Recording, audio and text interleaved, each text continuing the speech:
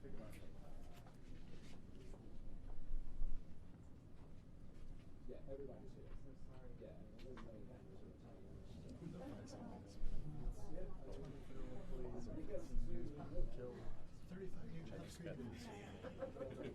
Can you go? I'm like, sure. Supposedly it's around.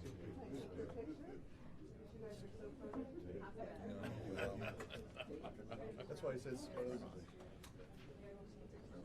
I guess they're just I'm looking for impacts. Oh my God. And I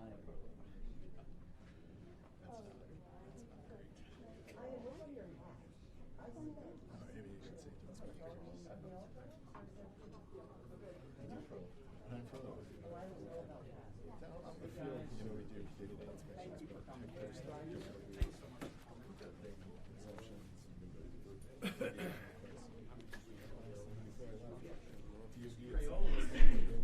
Yes. I'm here. Come on in, everybody. Thanks, guys. Really appreciate y'all doing this. Very much appreciate you. Well, This is mine. That's yours. I got a cold, so do not. So you're going to sit in these seats? It's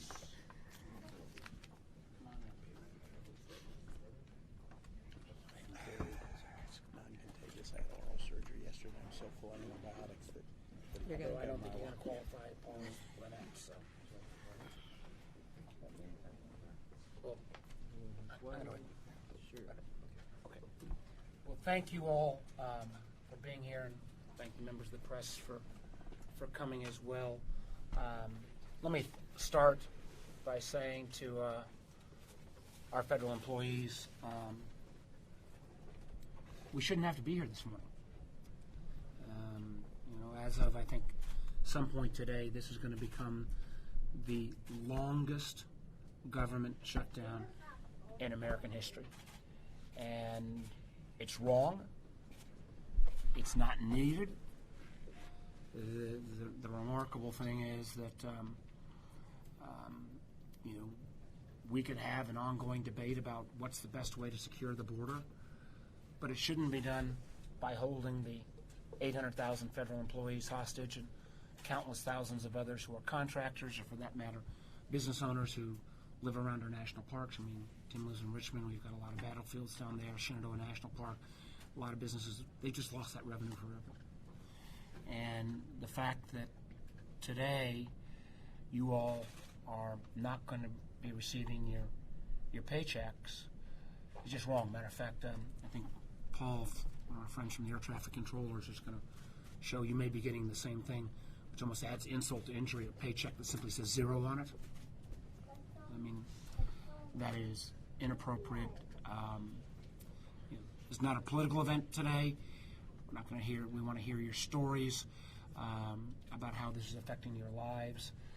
But I do wish that President Trump, rather than simply making speeches or doing photo ops at the border, would actually come and sit with all of you and hear your stories and try to explain away why this is happening, and this notion that somehow you'll all manage, or that you can go into your savings, or that you're going to negotiate with your landlords, frankly is insulting. In the slight good news category, and there's not much good news at all on a day like this, but last night, legislation that Tim and I and a group of us sponsored passed the Senate unanimously to make sure that when we do get the government reopened, you get your back pay. And we think that will pass the House as well, and there's indication the President will sign it. But back pay when the government opens doesn't do you much good if you've got bills that come next week. So we very much appreciate you're here. We're going to try to do something that's challenging for us as politicians, do more listening than talking. But I wish we weren't having to have this meeting this morning. But we are anxious to hear from you. We're anxious to have your ideas about how we can bring this to a conclusion.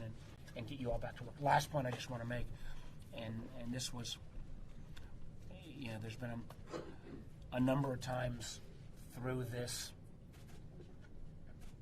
debacle that I felt like my hair goes on fire.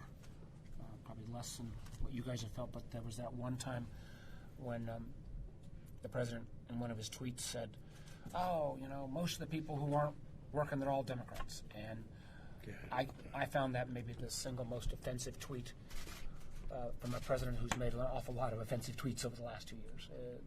The fact is, you all serve our government not wearing red shirts or blue shirts. You serve as public servants. You protect our country. You do it for the most part probably at salaries that are a lot less than what you could get in the private sector. And I respect that public service. I respect what you do to keep all of us safe and protected in a whole variety of ways. And you deserve to be treated better than you've been treated. So with that, I'm Tim Kaine. I'm going to be really quick, too, because what we really want to hear from you. Mark and I organized a talkathon Tuesday night where we all took the floor to tell the stories that are already flooding into our office from Virginians. I think 14 senators were part of that Tuesday night. And yesterday, we objected to adjourning the Senate. And when we objected to adjourning the Senate, then the other side had to negotiate with us. And as Mark said, we took up a bill that was the back pay guarantee. And the nice thing about this bill is that it is a guarantee of back pay for those affected by this shutdown or any shutdown in the future, so that at least there can be some certainty there. The bill passed in the Senate. Senator McConnell reached out to the president, who said he would sign it. The House is going to take it up this morning and likely to pass it. We are in the middle of a 3-hour floor session right now. I just came off the floor sharing more stories that I heard, and as soon as I'm done here, I'm going to go back in that last half hour between 12:30 and 1 to kind of share what we're hearing today. So thank you for taking the time to come and tell us how this affects you.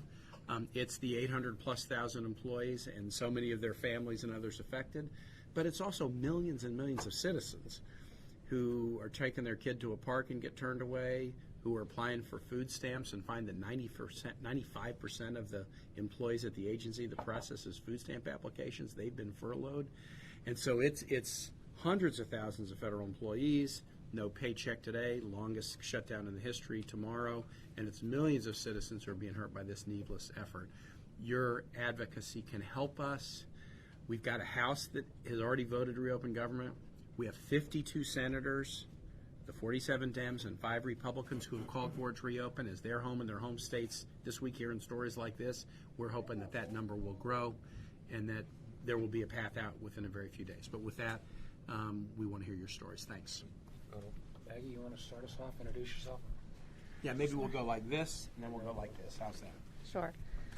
My name is Maggie Ewell. I live in Springfield, Virginia. I'm an employee of the U.S. Department of Agriculture. I've been in federal service for 20 years.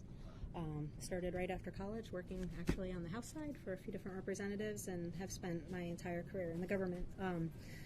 It's been hard. I think one of the most frustrating things for me was people right after it happened said, well, just, take some vacation days. You got extra time with your family. And I said, it's not extra time with my family. I don't know if I'm going to get paid. It's Christmas time. We all prepare for Christmas. We're going to have bills that come in. I have a lot of work to do that I just left. I don't know how many people could leave their jobs for 3 weeks and think about what you're going to come back to. And I am guided by doing my work, and that's not getting done. And I'm going to have to do that when I get back, and I'm going to have to work really hard. So even after you open the government, there's still going to be an impact for weeks as we get back to work. I'm really lucky because my husband is also a federal employee, but his agency is funded. So I will get one paycheck today, which is really great. But we did have to make some choices. And one of those choices we made, because like a lot of families here, we have to be dual income. And we don't have a lot of liquid cash around for long term. We're okay, 1 or 2 paychecks, but after that it would get scary. And for that, I'm really grateful, because I know I have friends who are single moms or single dads who are the entire breadwinner, and there's not a lot left for them, and they're really worried. They're sitting at home really worried. But we made the decision not to pay all our bills cash, because that would have left us with barely anything come this paycheck. So we were like, how can we defer things? What can we look at? oh, look, we have a balance transfer offer. Let's take advantage of that just to kick the can down the road till we hopefully get the pay. And thank you for introducing that bill. But unfortunately, you'll then have to pay Yeah, the interest fees exactly. and the advances. Exactly. I'm also planning to ask my orthodontist if I can delay paying my daughter's $2,700 braces bill. So, and he's great, and maybe he'll say yes, but then he doesn't get paid. So there are implications. So it's been tough. I think the hardest thing is that every night you go to bed and you don't know if you're going to work tomorrow. And so what that's meant is my kids have gone back to school. I have 3 school-aged kids. They are 12 and 9-year-old twins, and they eat a lot. So we do a lot. But I have babysitters that help me out. And so I've had to say to them, I can't pay you right now because I'm home. And they've been okay, but I had to say, so not only am I not going to have you this week and pay you, but can you be ready? Because tomorrow I could get called back, and I might have to call you at 8 o'clock tonight or 9 o'clock tonight, and I'd have to be in the office tomorrow. And they're great. They've said okay, but how long will it be okay? So that's it. Hi, my name is Daniel Klein. I am the Executive Vice President of National Treasury Employees Union, Chapter 226. I work at the USDA on the Supplemental Nutrition Assistance Program. And I moved here to Virginia 4.5 years ago for this job after leaving the U.S. Peace Corps, having served in Ukraine, teaching English. And very recently, I bought my first home, condo here in Alexandria. Very exciting moment. First payment occurred during the shutdown, which was less than ideal, but I could make that payment. I'm not so certain if the shutdown stretches into in February, where that next payment is going to come from. I have a lot of coworkers who are even in significantly worse situations. But also, just to talk a little bit about what I do at work, what USDA does, my agency does, we review and approve the applications of eligible food stores that want to accept SNAP. So right now that work's not happening. So dozens of stores are applying every day, and we can't process those applications, my agency can't, because we're all furloughed. I read recently that the National Grocery Association told members of Congress that about 2,500 stores so far can't accept SNAP either because of this shutdown. So this hurts small businesses, especially in communities that have a lot of SNAP recipients. And 1 in 6 Americans is a SNAP recipient. This also hurts the SNAP recipients because ensuring adequate food access is really important for USDA as well. And when there aren't stores in your neighborhood that accept SNAP, it's harder to use your benefits. So that's all I wanted to say. Good morning, Senators. Thank you for allowing us to meet with you and listening to our stories. My name is Amr Mudallal. I'm a chemist with the U.S. Environmental Protection Agency. I've been with the agency for close to 23 years. And I'm the president of Untitled Chapter 280 at EPA headquarters. The United States EPA had enough funds to keep us open 1 week after the furlough started. So we are luckier than our colleagues in other agencies. We're expecting to be receiving half a check today. But in spite of that, I hear from my colleagues, they are very worried, very concerned. They have house mortgages to pay. They have car payments. Many have kids' tuition to pay. They have medical bills and other financial obligations. All of us here recognize the importance of our border security. However, I regret the fact, and we all regret the fact, that our federal employees and their families, the suffering of the federal employees and the suffering of their families are being used for political gains. We look forward that a compromise will be reached and the government will be open again and we go back to do the best we know how to do, and that is serve the American public. with regard to the comments that most of the federal employees are Democrats, I know for a fact many of my colleagues voted for President Trump, and many of them are independents. But we don't differentiate between, when we render our services, we don't ask, are you a Democrat, or are you a Republican, or are you an independent? We do our best to serve the American public. So I hope this ordeal will come to an end soon, and we go back to our jobs. Thank you. Good morning. My name is Holly Salamito. I'm the president of Council 222 AFGE. I represent 5,000 employees throughout the country at HUD. I am hearing from my members that there is already a very severe and long-lasting financial impact because of this shutdown. People have already missed car payments. People have already been unable to pay their daycare providers because they're stockpiling money just so that they can pay for food, not knowing how long this is going to go on. When you miss a car payment, it immediately affects your credit rating. We have people who work on financial systems at HUD that are required to have a security clearance. So this puts them in jeopardy of having their security clearance withdrawn. So now their jobs are in jeopardy long term. People who can't pay their daycare providers lose their daycare slot. And for a working parent, that's a very serious situation because your life revolves around having your child taken care of so that you can go to work. I was just informed over the past week that the program that allows you to put money in pre-tax to pay your medical bills is going to stop making disbursements. So people are not going to be able to pay their medical bills and buy prescriptions. What I hear from my employees, it is surprising how many people live paycheck to paycheck. And simply missing one paycheck makes life very, very difficult. So this really needs to stop right away. Thank you. Good morning, Senators. My name is Mike Sutton. I work at FEMA. I'm a member of the AFGE local there, 4060. And just the uncertainty of knowing when my next paycheck's coming in is really, it's stressful. So I canceled all my Christmas plans. I'm a single guy. My mortgage is paid, but I don't know next month whether it's going to be paid or not. I'm living on my savings. And it's just very scary not knowing whether I get to go to work, whether my next check's coming in. It's been a stressful time for me and my family.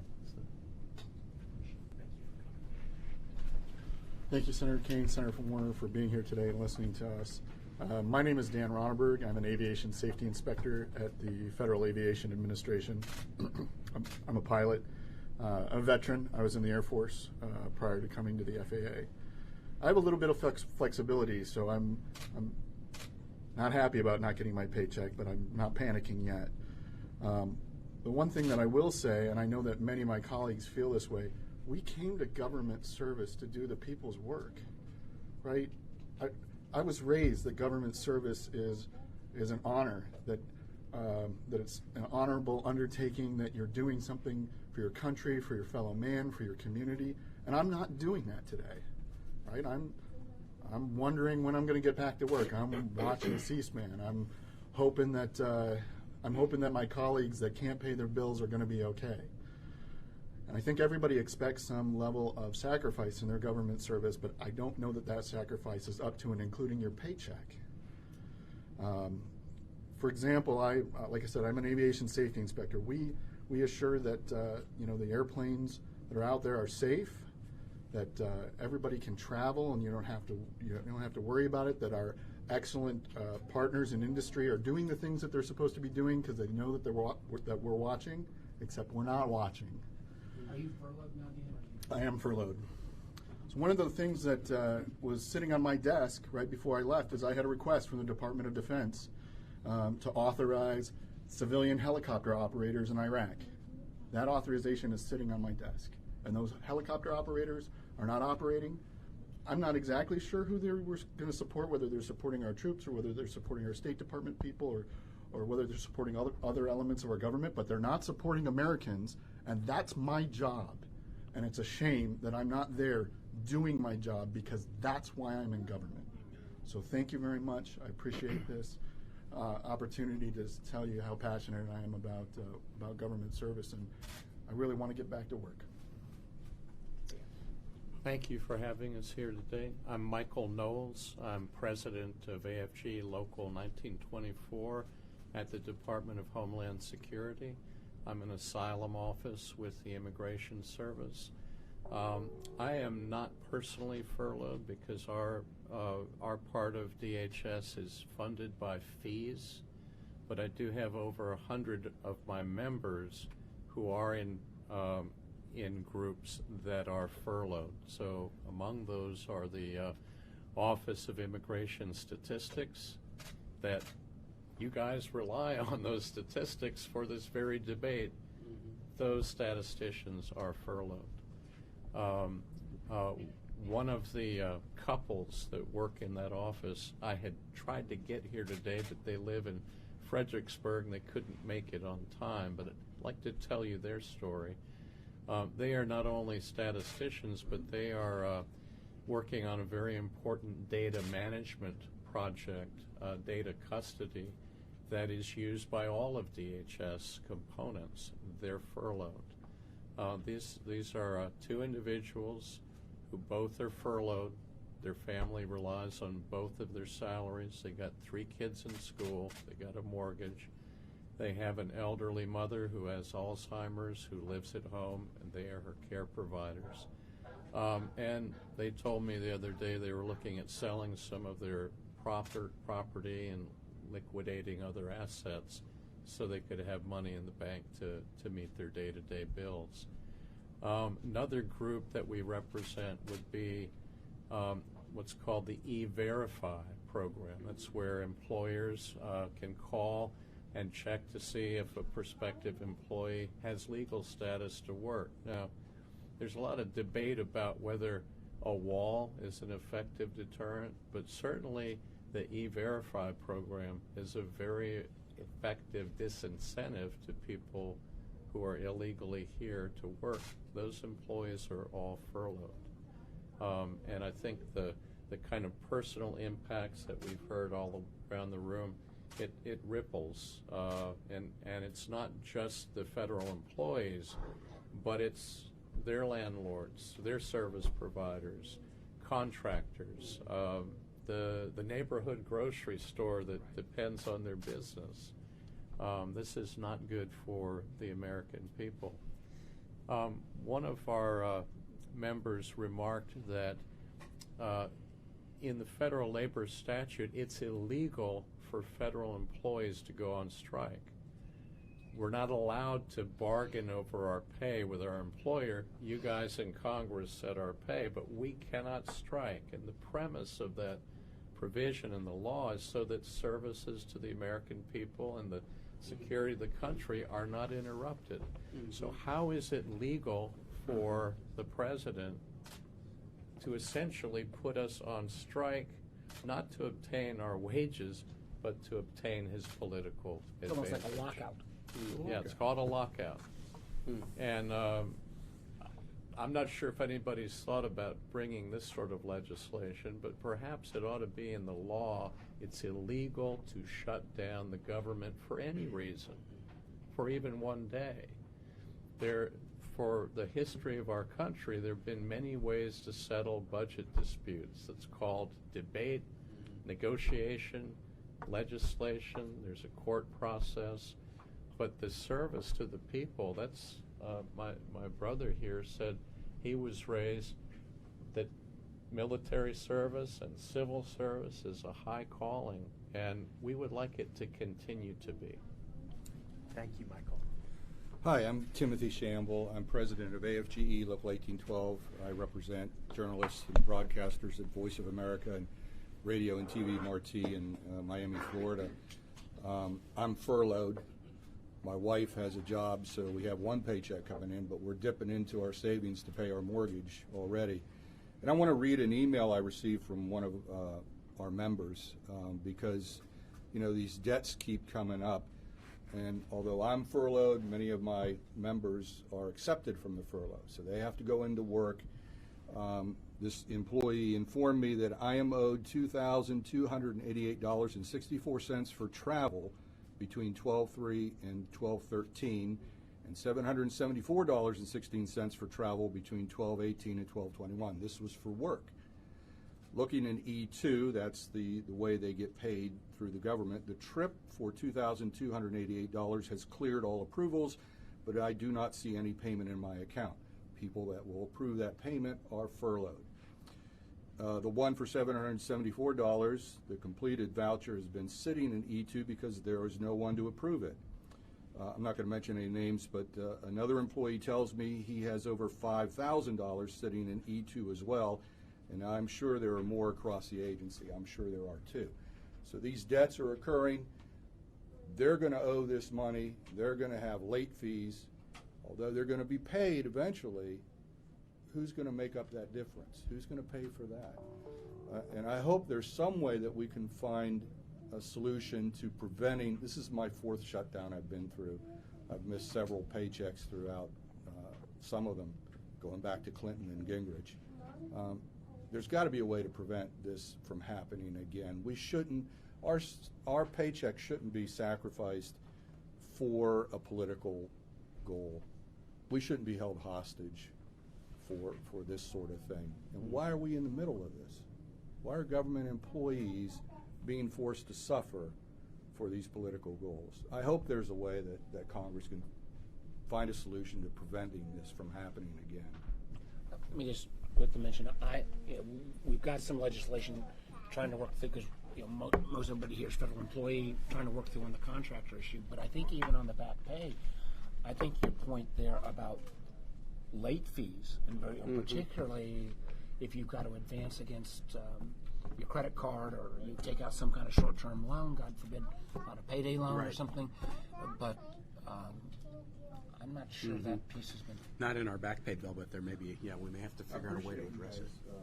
The legislation for the contractors too. We work side by side with people doing virtually the same work. They're not guaranteed a paycheck when this is done. Yeah, and most often they haven't. In the past, when we have done the back pay bills, we haven't made contractors whole. And some contractors are pretty much at the high end, but there's an awful lot of people who are contractors who are working for very low salaries. And if they don't get back pay, it can be catastrophic. And some of particularly the folks who are like very low pay in terms of food service workers, other stuff, they may not have worked, but they're never going to get those hours back. But they need those hours. But let's keep going around, please, ma'am. I'm Lynette Gabrielle. I work for the International Trade Commission. I was asked by my union representative to come here today and talk to you about how this has affected me. It's been hard not knowing when we're going back to work, if we're going back to work, and as everyone around here has said, basically being held hostage for someone's political gain. And, I was able to pay my mortgage this month, but I don't know about next month. And I'm also diabetic, and I'm coming up to where all my refills, and I'm like, okay, which one of these medicines do I need most? And I shouldn't have to do that. I should be able to get all my medications and not decide which one I can do without. So I just would like to get back to work, if at all possible. How long have you worked at the ITC? I've worked there for 16 years now. My name is Brian Hollick. I'm a trial attorney at the Department of Justice. Joined DOJ 2 years ago from private practice, moved from Philadelphia to come into public service to serve something greater than myself. And now sort of put in an unenviable position. I'm here with my wife, Shamie, and our 7-week-old today daughter, Winnie. As you can imagine, having a daughter who's 7 weeks old and not knowing her next paycheck is coming is a little stressful. I'm fortunate enough with Shamie in the private sector that we still have some money coming in, and we do have some savings, but that's going to burn through quickly. And it's not just the money. Afterwards, when he was born, I needed to get her put on our federal insurance plan, and that occurred during the furlough. And our doctor prescribed some medication for her. I went to the pharmacy to pick it up, and they informed me that she wasn't on the plan. And then, I called my insurance provider, and they said, well, you need to talk to your HR. Your HR needs to forward the documentation to us in order to get your daughter on the plan so that you can pick up the medication. Obviously, because our HR is furloughed, that couldn't happen. Now, fortunately, after several days, I was able to provide enough documentation for myself to get Winnie on our healthcare plan and to pick up the medication. But I can't imagine for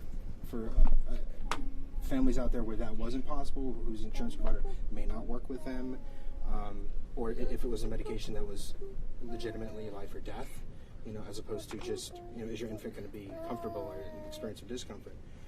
I can't imagine what that must be like to go through, and I can't imagine what it must be like for my federal employee colleagues who don't have a second income and can't, sort of hedge bets a little bit, and maybe who don't have, the savings that we were lucky enough to sock away. And it's just very frustrating to effectively be told that for a policy initiative, a policy initiative is more important than putting food on my daughter's table or putting clothes on my daughter's back or putting a roof over her head. We bought a house here in Alexandria back in August, and mortgage payment's going to come due at the end of the month, and I'm pretty sure that we'll be fine making that payment. I don't know what happens down the road, and it's stressful, particularly when it would have been one thing if it was just Jamie and I, but now with this little fair-haired beauty to take care of, the stress ratchets up quite a bit.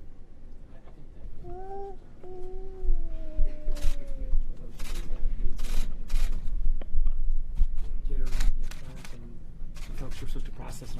Oh my God! And when I was lucky the insurance.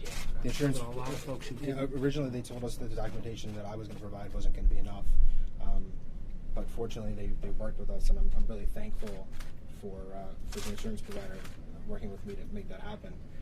But I can't imagine. I'm sure that there are thousands of people who run into similar situations where that doesn't happen, and what do they do?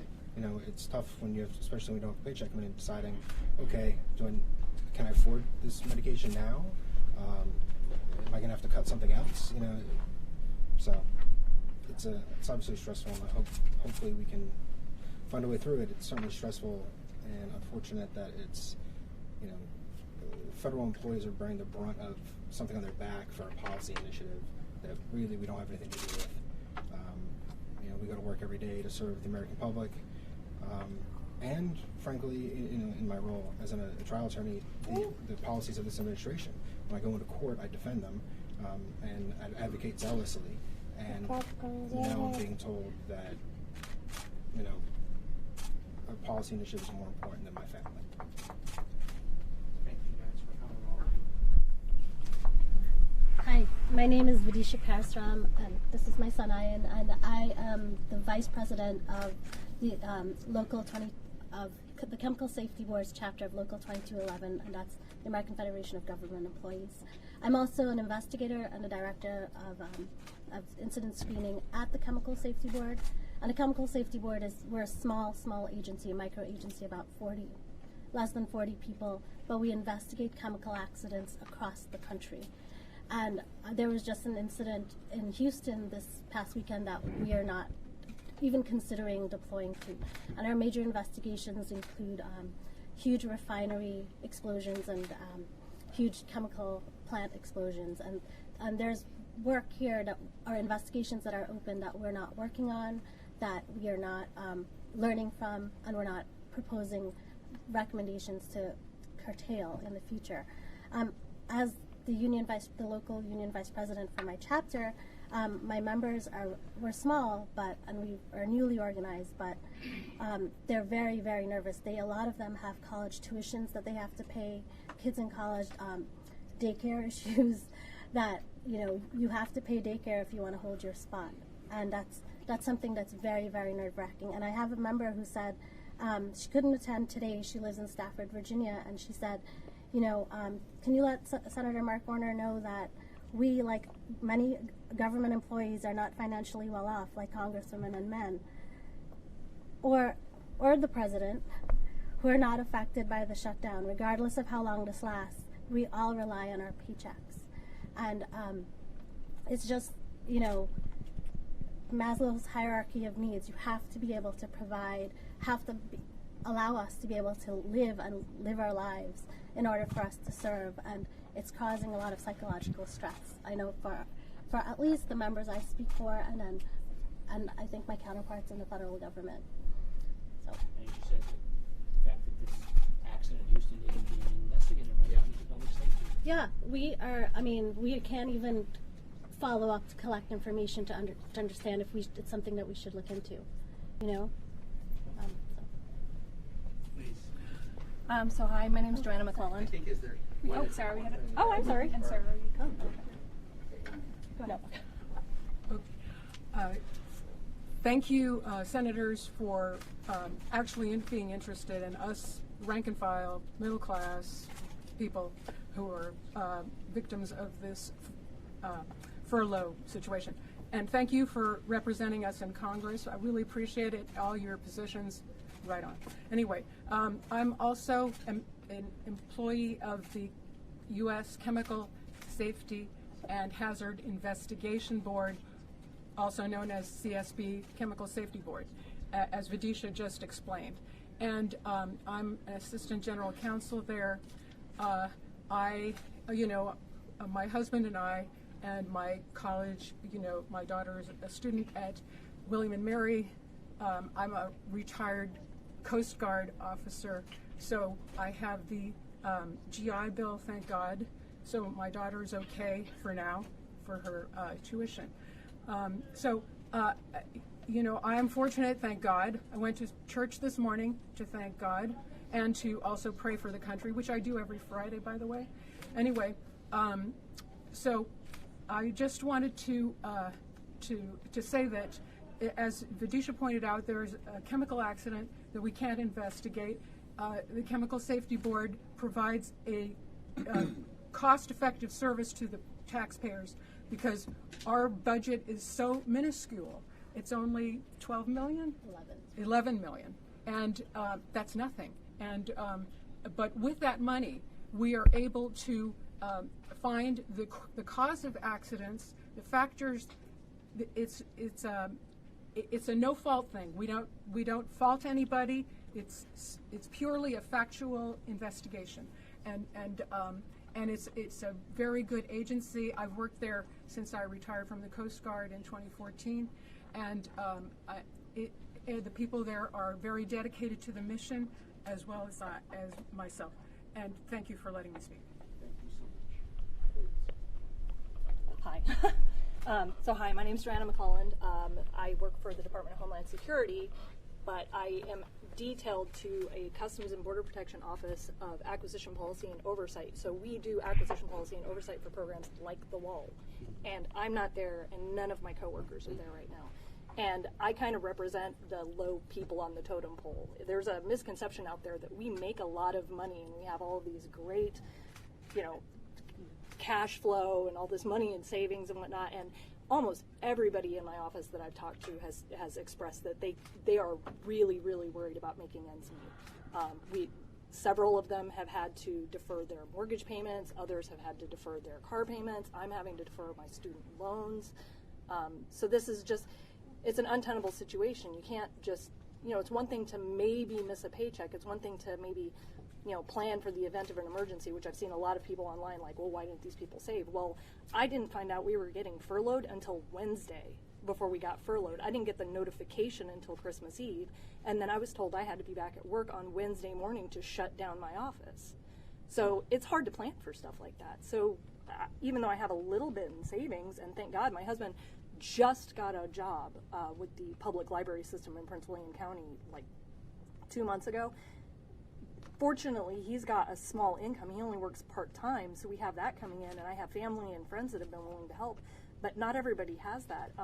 And speaking to like what Brian was saying, I have a girlfriend that had a kidney transplant that she just ran out, or is almost about to run out of her kidney medication, went to the pharmacy to pick it up, and because it's past the first of the year, well, the prices have been renegotiated on all the drugs, and her kidney medication doubled in cost. She had to not get it this month because she can't afford it because she's furloughed.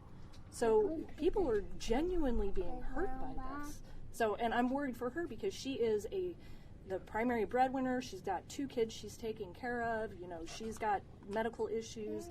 You know, God forbid her kids get sick or anything. So, you know, I'm fortunate because it's me, my husband, and our 9-year-old son living down in Woodbridge. And I moved out here, much like Dan down at the end, to serve my country. I'm a former Air Force veteran.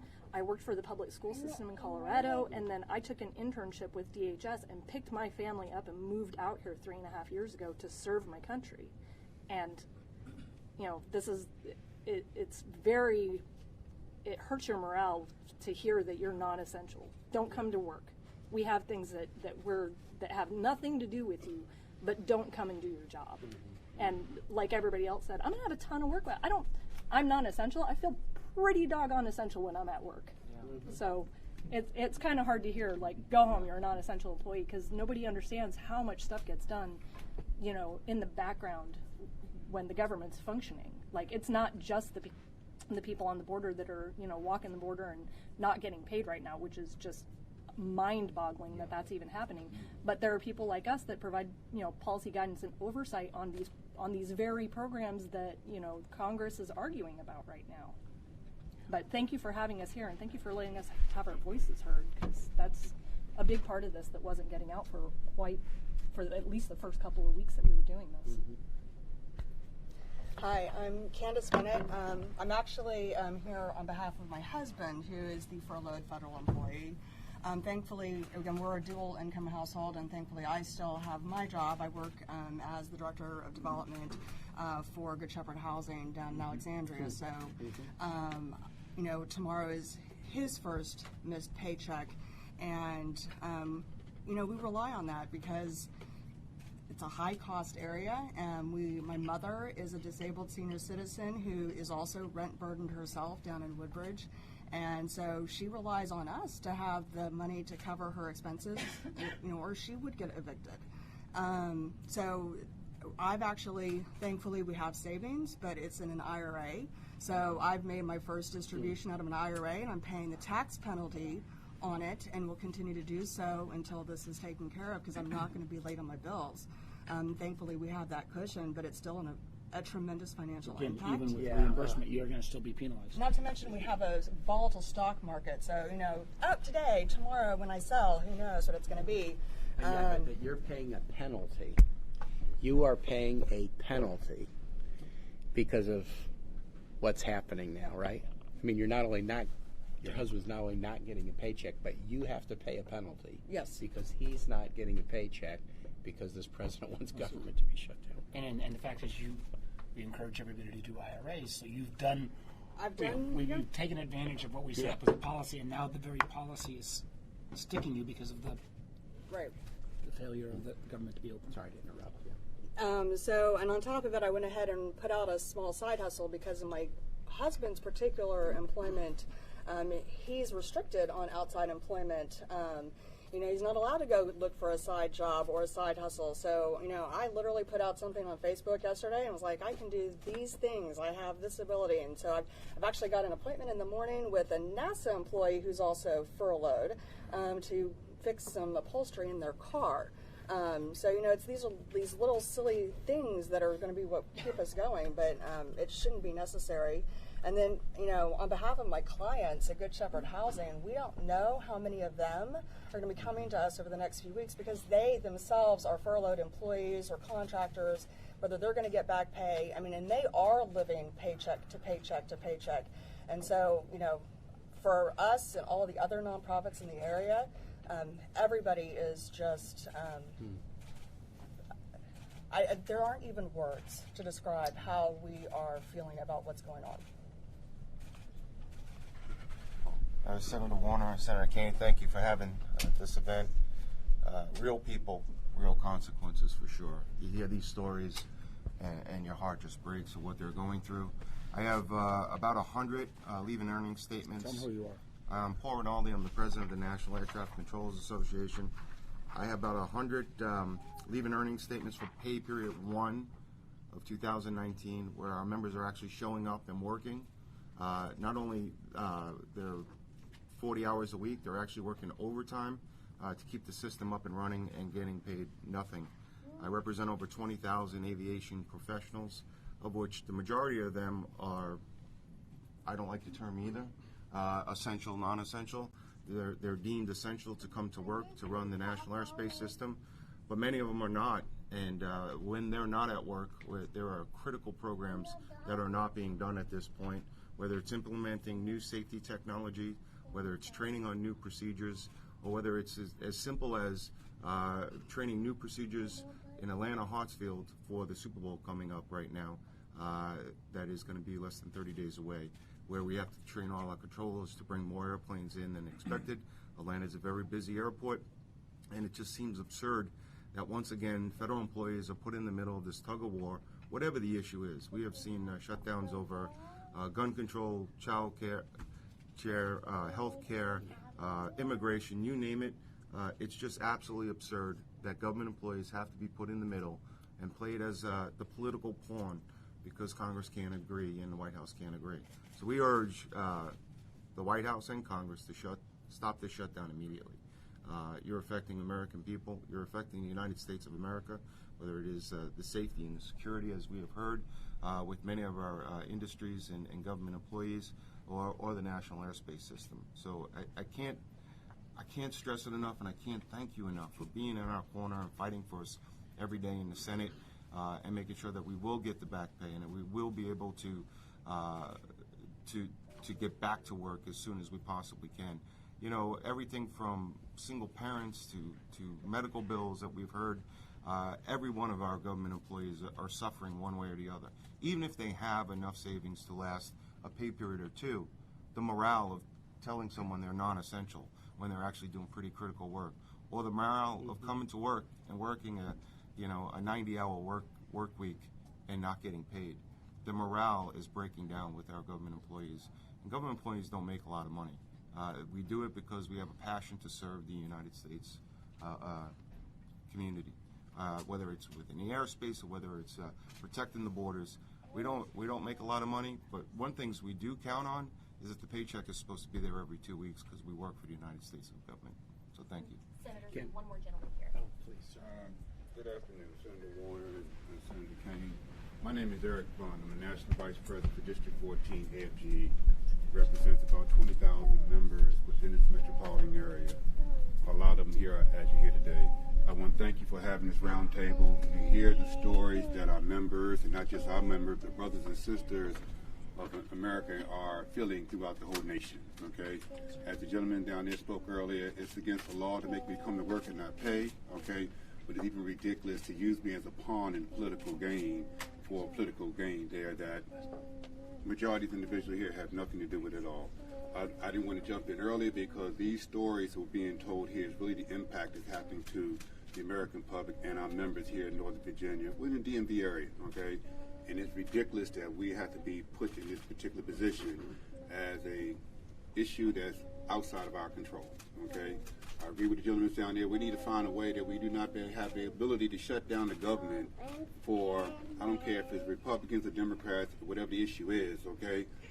We are here as civil servants. We come here to work. The gentleman said down here, we give up a lot for this type of we do, okay? And we don't need to be slapped in the face, treated, I'm saying pawns, I can't really say what I want to say, okay, all right, and the game is being played. Pardon me? Yeah, but even I got to watch myself. I got all them people up here too, okay, all right, okay? I would say some things, but it's ridiculous, okay? And we thank you for what you all are doing, trying to force the vote to be taken within the Senate, because we believe if that vote is taken, the government will be reopened, okay, all right? And so I just want to say thank you for what all you are doing. Thank you.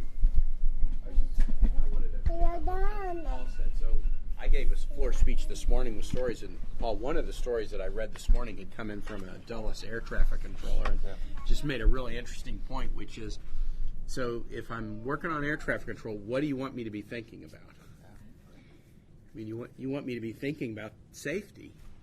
Do you want like 5% of my brain to be thinking about, I'm so mad that I'm patriotically serving people and the government won't serve me, and another 25% of my brain being thinking about, how am I going to pay the tuition check. It's January. You know, the biggest credit card bill that anybody ever gets is the one that they get after Christmas. I know that's in my family.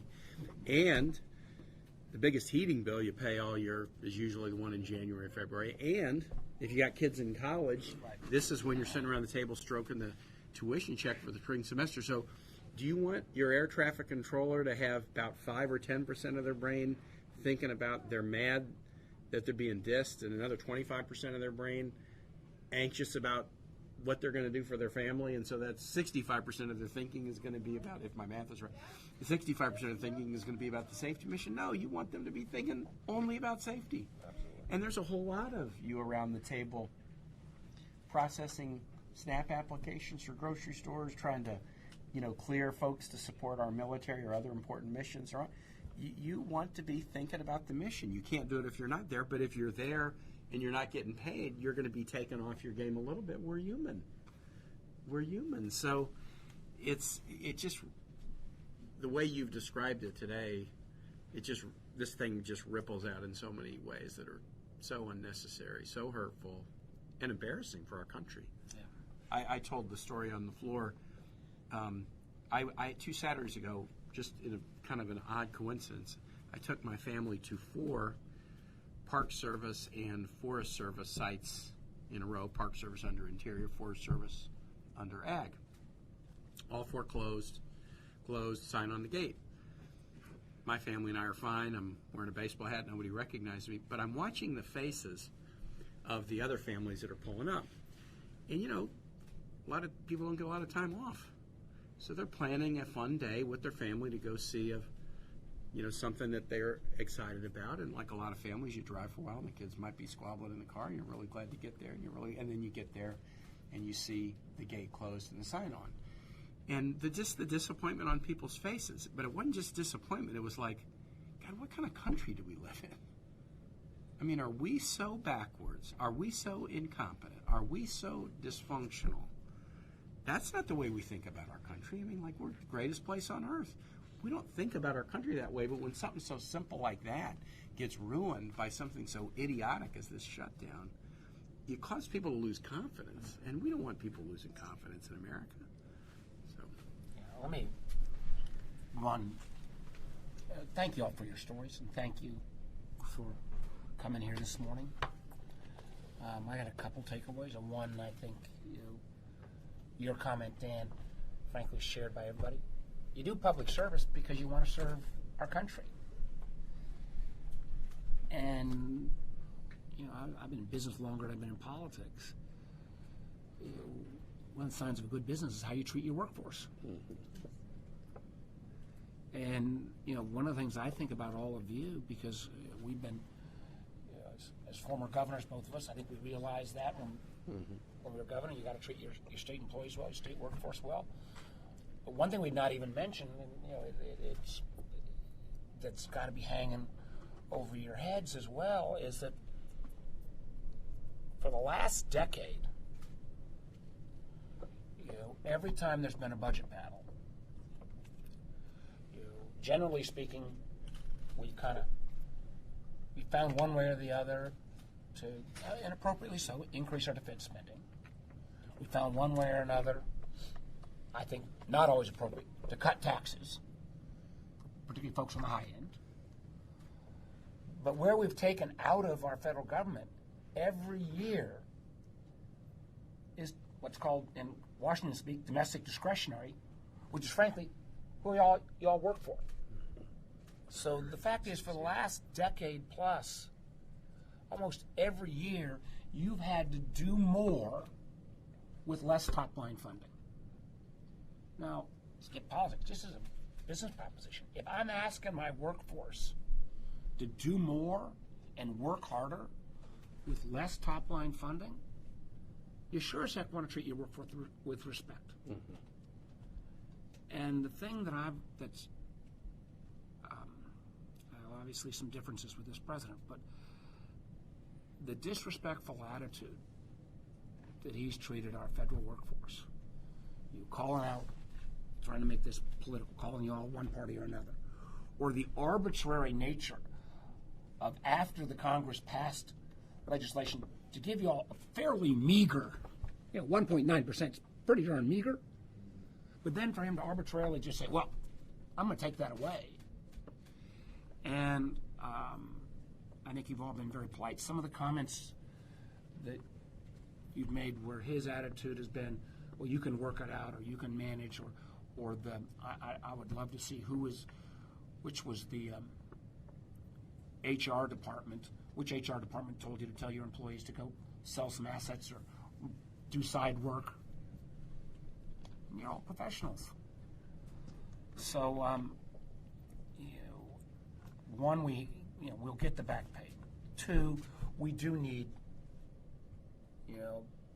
Tim and I need to go back and talk with our colleagues. There's got to be something here to make sure that if you've had to draw down and pay a penalty, whether it's because you've gotten your IRA or you've had to borrow money or get an advance, we got to at least find a way to make you whole.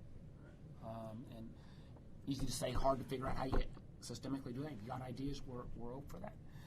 And the thing, again, we weren't going to kind of relitigate how we got here, but the remarkable thing, remember one thing, that in December 17th or 18th, the United States Senate voted 96-2. 96-2. You can't get 96 senators to agree the sun rises in the east. But 96-2 to say, let's fund everything. Let's keep arguing if you want to about border security. Let's put in $1.3 billion additional money on that. And we didn't think any of this was going to come to pass. And then, unfortunately, I guess the president was watching certain TV shows, listening to certain radio station, flipped, and we've seen since that time, even the president's own vice president come up with different offers, that he comes up with a different offer and then pulls the rug out from the feet of his own vice president.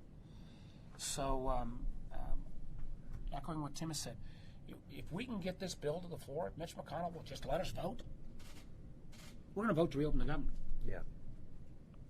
Give us a chance to vote. Let us do our job at least.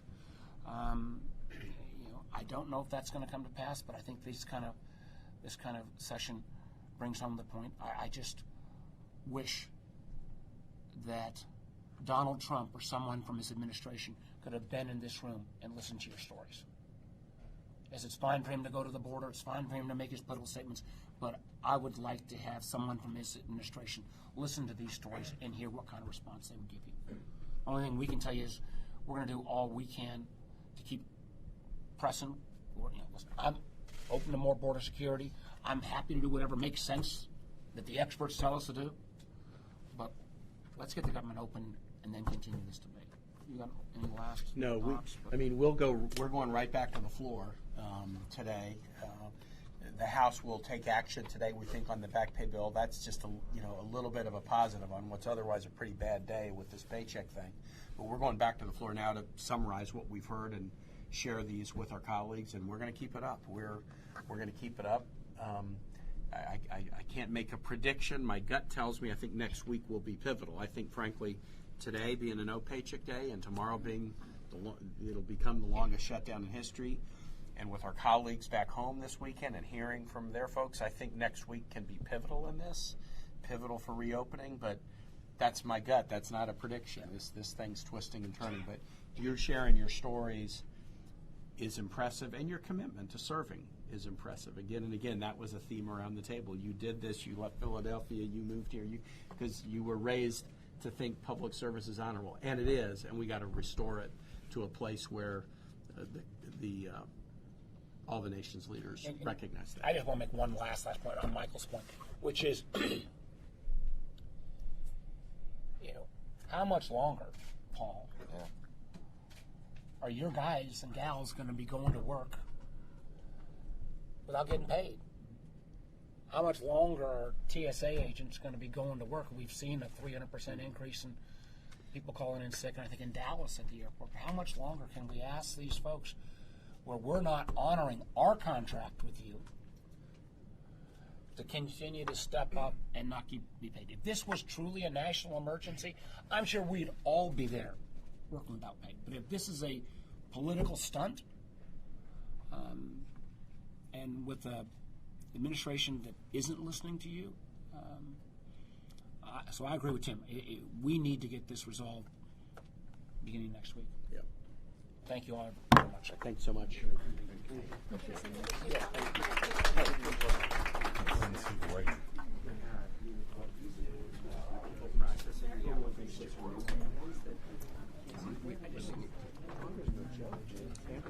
I'm sorry. We're getting this. Yeah.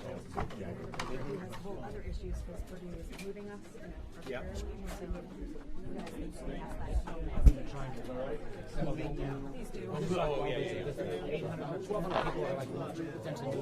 They're all like groups. We have 17 different locations. But yeah, all of the grants that go back research are. Yeah. Are right.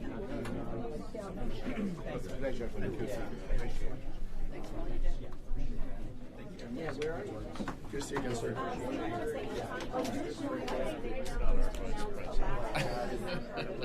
I don't know whether, once I see with this vice president what the job seems to entail, I don't know whether to regret. I regret that Hillary's not president. I don't necessarily regret that I'm not vice president. Thank you. Thank you. Thank you so much. Yeah, I appreciate it every day.